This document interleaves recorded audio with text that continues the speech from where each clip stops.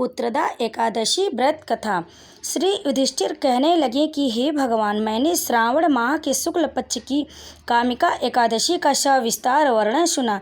अब आप मुझे श्रावण शुक्ल एकादशी का क्या नाम है, व्रत करने की विधि तथा इसका महत्व कृपया करके कहिए। मधुसूदन कहने लगे कि इस एकादशी का नाम पुत्रदा एकादशी है। इस एकादशी को पवित्रा एकादशी भी कहा जाता है। पुत्रदा एकादशी व्रत करने वाले व्यक्ति को पूजा के बाद श्रावण पुत्रदा एकादशी व्रत की कथा जरूर सुननी चाहिए। ऐसा करने से व्रत पूर्ण होता है और मनोकामनाएं पूरी होती हैं। अब आप शांति पूर्वक इसकी कथा सुनिए। इसके सुनने मात्र से ही वाजपेयी यज्ञ का फल मिलता है। द्वापर युग के आरंभ में महिष्मती नाम की एक नगरी थी, जिसमें महीजीत नाम का राजा राज्य करता था। लेकिन पुत्रहीन होने के कारण राजा को राज्य सुखदायक नहीं लगता था। उसका मानना था कि जिसके संतान न हो उसके लिए यह लोक और परलोक दोनों ही दुखदायक होते हैं। पुत्र सुख की प्राप्ति के लिए राजा ने अनेक उपाय किए, परंतु राजा को पुत्र की प्राप्ति नहीं हुई। वृद्धा अवस्था आती देखकर राजा ने प्रजा के प्रतिनिधियों को बुलाया और कहा, हे प्रजाजनों, मेरे खजाने में अन्याय से उपार्जन किया हुआ धन नहीं है, न मैंने कभी देवताओं तथा ब्राह्मणों का धन छीना है।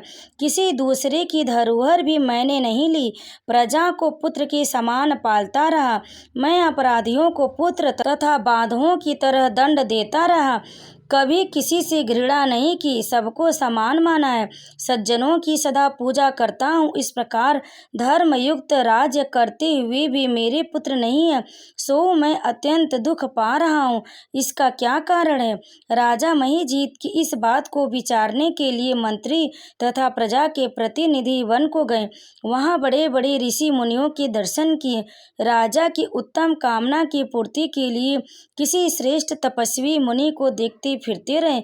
एक आश्रम में उन्होंने एक अत्यंत वयोवृद्ध धर्म की ज्ञाता बड़े तपस्वी, परमात्मा में मन लगाए हुए निराहार जितेंद्रिय जी आत्मा जित क्रोध सनातन धर्म के गूढ़ तत्वों को जानने वाले समस्त शास्त्रों के ज्ञाता महात्मा लोमेश मुनि को देखा, जिनका कल्प के व्यतीत होने पर एक रोम गिरता था।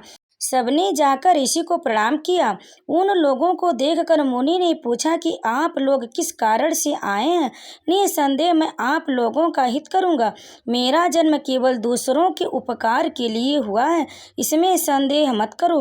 लोमश ऋषि के ऐसे वचन सुनकर सब लोग बोले, हे महर्षि, आप हमारी बात जानने में ब्रह्मा से भी अधिक समर्थ हैं, अतः आप हमारे इस संदेह को दूर कीजिए।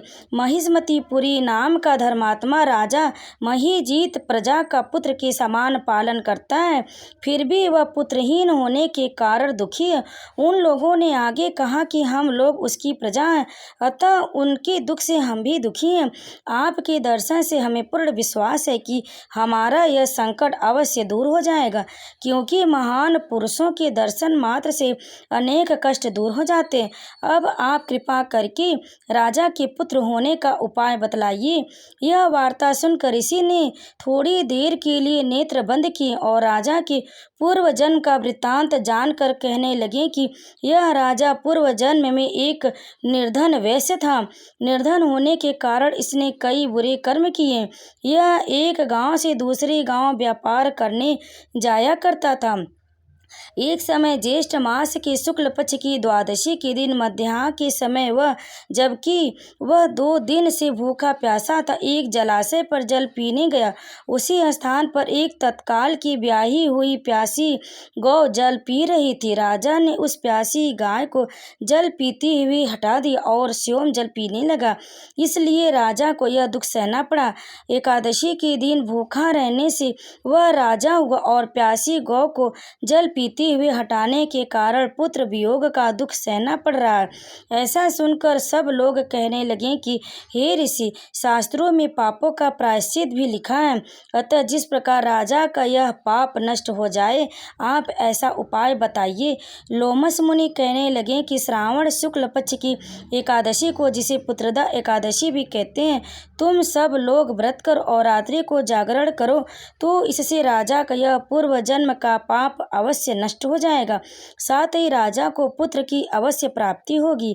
लोमस ऋषि के ऐसे वचन सुनकर मंत्रियों सहित सारी प्रजा नगर को वापस लौट आई और जब श्रावण शुक्ल एकादशी आई तो ऋषि की आज्ञा अनुसार सबने पुत्रदा एकादशी का व्रत और जागरण किया।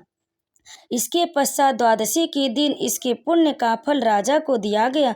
उस पुण्य के प्रभाव से रानी ने गर्भ धारण की और प्रसव काल समाप्त होने पर उसने एक बड़ा तेजस्वी पुत्र पैदा हुआ। इसलिए हे राजन, इस श्रावण शुक्ल एकादशी का नाम पुत्रदा पड़ा। अतः संतान सुख की इच्छा हासिल करने वाले इस व्रत को अवश्य करें। इसके महत्व को सुनने से मनुष्य सब पापों से मुक्त हो जाता और इस लोक में संतान सुख भोग कर परम लोक में स्वर्ग को प्राप्त होता है। तो प्रेम से बोलिए भगवान विष्णु की जय। कथा को अंत तक सुनने के लिए आप लोगों का बहुत बहुत धन्यवाद। आप सभी को श्रावण माह की पुत्रदा एकादशी की हार्दिक शुभकामनाएं। जो भी इस कथा को अंत तक सुना उसकी सभी मनोकामनाएं पूर्ण हो, उसका परिवार हमेशा पुत्र पौत्र आदि से भरा रहे। तो प्रेम से बोलिए भगवान विष्णु माता लक्ष्मी की जय।